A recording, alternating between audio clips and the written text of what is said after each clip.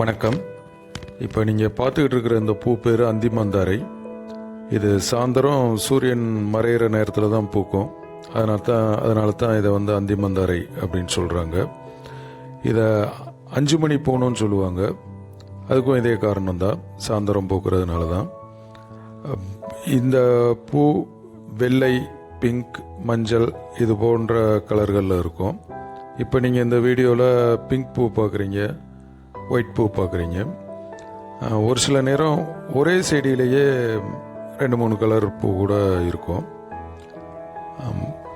இப்போ நீங்கள் பார்த்துக்கிட்டு இருக்கிறது காலையில் நான் 7 மணி 7:30 மணிக்கு எடுத்தது. நேற்று சாயந்தரம் மலர்ந்த பூக்கள் எல்லாம் இப்போ அதை இதழ்கள் மூடி இருக்கிறத நீங்கள் பார்க்கலாம். எந்த பூவும் மலர்ந்து இல்லை, ஏன்னா காலையில். மொட்டுக்கள் நிறையா இருக்கிறத நீங்கள் பார்க்கலாம். இந்த மொட்டுக்கள் சாயந்தரம் பூக்கும்.